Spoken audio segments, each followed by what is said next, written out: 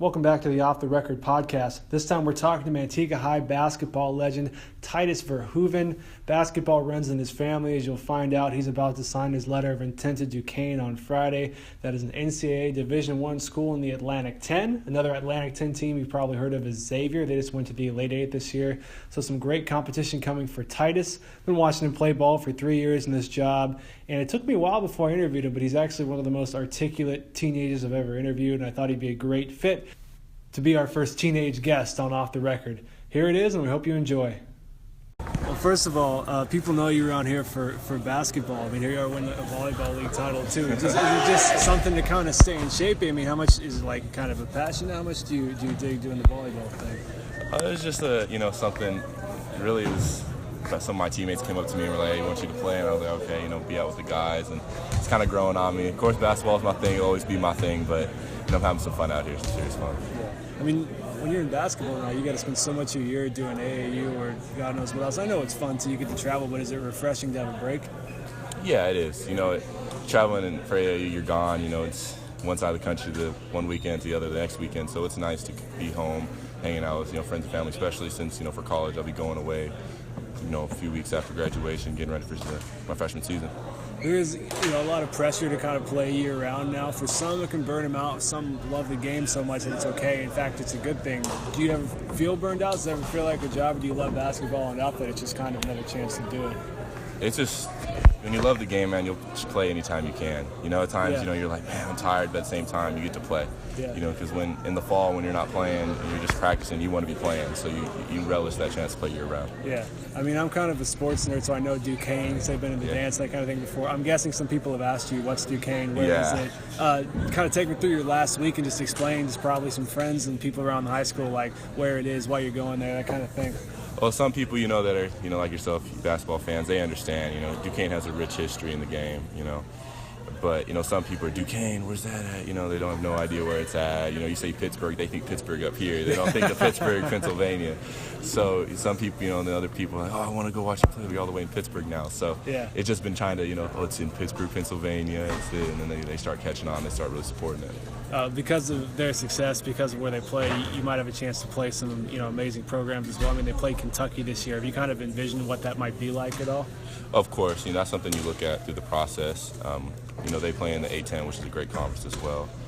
But, playing against those, like the Blue Bloods and the Power 5 conferences, that's something I look forward to. And actually, those are the games I have circled on my calendar, already, because I want to really play well in those games. There's a heavy LeBron James tie with people there, and, I mean, you might even get to wear his gear here coming up. Was that a factor for you at all, or was it just kind of an extra bonus that this could be another element that makes the experience enjoyable?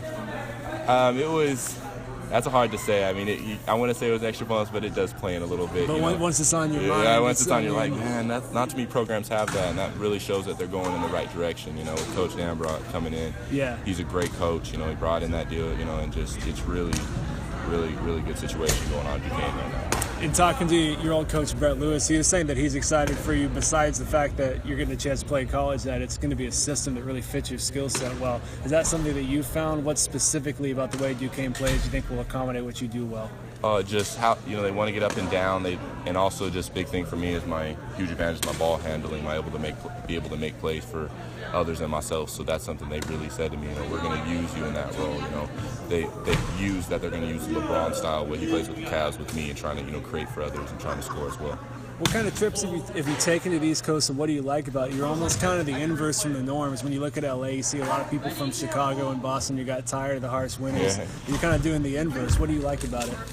I've been to the East Coast so many, with AAU, you go there all the time, big tournaments out there, and I guess being raised in Seattle, I kind of like the cold a little bit more. So when we moved into California, it was always warm. It was kind of an adjustment for me, but the people out there are great. Just the atmosphere out there, the closeness to everything. You can be somewhere. In California, at the drive to LA is 7-8 hours. I can be in Washington D.C. in 4 for there. and just also just the craziness for their sport teams out there. They are serious sports fans out there, and they really love watching their players play. Yeah. We've talked a little bit before about your basketball lineage. If you could kind of take people through, your family ties to the game, whether it be at the college or pro level, or anything else that stands out to you. That runs real deep. One of my cousins, Tydus Verhoeven, played in the league for the Trailblazers and another team I don't recall at the moment. Of course, my cousin Grant up at Stanford. I always get asked that question. People think it's my brother. It's not my cousin. It's my cousin. And of course, my immediate family. My grandpa was actually the Southern California State Player of the Year one year when he was in high school. And then my mom, of course, played at Fresno State, and then also made the WNBA LA Sparks. But she found out she was pregnant with me halfway through it, so it's a joke in the family that I messed it up. So it's about that, and just the ties run really deep, and just how it's always been. Yeah, I know you got the eye on the future, but you guys did something remarkable 2 years ago. A school from this county hadn't won a public school hadn't won a state title for 88 years before you guys, and you had such a mix of personalities and skill sets, and it wasn't always easy. As someone who covered you guys a bunch, I could see that, man. How did the chemistry of that team develop over the course of the year? Were there any low points earlier on that maybe helped, whether it be just on-court stuff, or you guys just kind of learning to love each other and play with one another? It was a lot of learning, new guys coming in, new chemistry from the year before. We started off so hot that year, getting going. I think we won 12 straight or something like that, and then we hit a little rough patch, and that's when we had to adjust. And really, it was we had to learn that we had to be balanced. That's the best way we were. Everybody was scoring, everybody was touching the ball, everybody was doing their own thing. Whether that be getting on the low block, going to work, or trailing for the mid-range or three-point. Kenny coming off pick and rolls, getting blocks, short corner, getting his, those dunks that you talk about. Dwight, spotting up, getting the three, coming off pick and roll, also creating, but also pulling up, getting his shot. Then for myself, just, getting off that pick and roll, getting to the mid-range, getting to the rim, making also, of course, making plays for brothers. You and Kenny are cousins. This is normal for guys the same age in the family to have a little bit of conflict, and you're very different, at least playing-wise. He's always kind of on the verge of making someone laugh, and I know you can do that too, but when you're playing a little more serious. Did you guys ever have little scrapes or conflicts along the way? Obviously it worked out well and you guys are family, but did you ever, have those little clashes during that season? Oh, of course. At times you're just like, man, get straight. We're losing this game. We need, it's good to make people laugh, but at the same time we need to pick this up. And, that's just, he's always been like that. And, I was always the one, handling the ball, had to be more of a leader. So I always had that more serious look, kind of guiding the guys on the court. So it's just, of course it was clash, hey man, we need to pick this up. But overall, it wasn't too bad. One of the major critiques that people have about the AAU culture is that everyone seems to be a teammate at some point in time now, so you don't see as much venom between whether it be college teams or pro teams, because either they want to play together, maybe they did play together at some point. Do you think that hurts the rivalries of basketball at all? I don't even know if you've ever really considered this, but you got the Cavs Warriors now. It gets a little bitter, but it's nothing like the Pistons and the Celtics beating up on each other back in the day. That's part of what kind of rejuvenated the league and basketball in the first place. That is true. Sometimes when I was in the AAU circuit, you get teammates that played against each other. Hey, that's my teammate. They're shaking hands during the game. Yeah.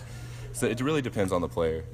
Me personally, I hated losing to my friends because that means they had bragging rights on me for the next time till the next time we played, and I really hated that. So I was always going at them as hard as I could. And that's something that you learn, just to be successful, because everybody's looking for that. Coaches are looking for that. Scouts are looking at, reporters are looking for you to be that, and then you really have to take that to heart and just be as competitive as you are. I actually watched a lot of the NBA Hardwood Classics on NBA TV to get that. Just be like, okay, they didn't like each other at all. And that's something you watch and you get a hang of. Say Duquesne, goes to the tournament. You play Oregon in the second round. Do you and Kenny want to guard each other? You're a similar height. You both can play the wing. Would that? Would you want to avoid it since you know each other so well? It would be kind of fun to guard him. I can't lie. It's something you look forward to. But it's all matchups. If he's playing, or he depends where he's playing. If I'm playing more at the, the 1-2, then he comes in, he's playing the 3-4, all right then. But if we're both playing the 3 or something, I'll make sure to call him out real fast, because that's family, and that's high school teammates wanting to go at each other. I like to finish these with like a kind of a lightning round thing. What's the best basketball movie you've ever seen in your mind? Best basketball movie? Yeah. I'd have to say Glory Road or Love and Basketball. Those are my two favorites. What about the worst? Ooh, that one's tough. It was at a movie. It was the spinoff of Like Mike, like Thunderstruck with Kevin Durant. Yeah. I couldn't get into it. I was like, this isn't Like Mike. This isn't it. That's straight to DVD too. Best player you competed against playing high school ball? That one's a tough one. That one's a real tough one. We played a lot of good teams, but I'm trying to think. Make sure don't forget about that freshman sophomore year. You can even just narrow it to the VLL if you want to make it easier. That is easier. This year we played against a guy, Gary Neal, that lit us up for 40. So I'm saying he's probably one of the better ones. Is that Capital Christian or somewhere else? That was actually Rancho Mirage down south. Rancho Mirage. And of course, Capital Christian, those guys. I know all those guys. Those are really good players. The toughest ones in the VOL. When I was younger, they had Patton, and they had Johnson, and they Nunez, Wyatt. Of course, those guys, and also Western Ranch with Jalen and Fred and Booker. Those guys are all really good players. VOL is such a strong competition. There was no off nights. You were playing against the best every time. In terms of those league rivalries, who did you hate the most? Sierra, East Union, or Western Ranch, and why? Oh, that's a tough one. Before last year, it would have to be Sierra because we only beat them once. But after that, of course, that saga last year with Western Ranch, that was a rivalry. We were friends. We didn't like each other when we stepped on that court, so I'd have to say Western Ranch. If you could handpick one player that you've played with at Manteca to come with you to Duquesne and play alongside you, who would it be?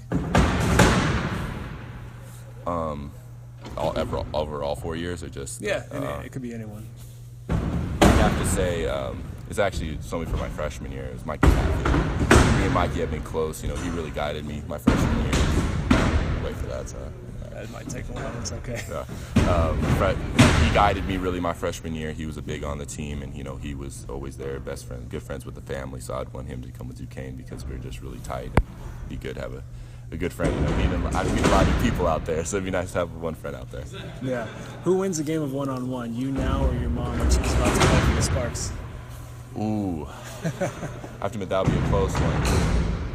Hate to be cocky, but I don't know if I would ever want to lose to my mom. I have to put money on myself, I wouldn't lose to mama, but her jumper was deadly, but got to get up in her, make sure she doesn't shoot it on me. Are you 18 yet? Yeah. Okay. Were you 18 by November?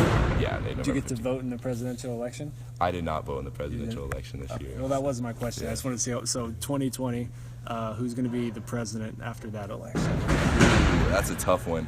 That's open-ended. You could tell me Shaq. I know, that's it. I heard Kanye's running. Yeah. You never know.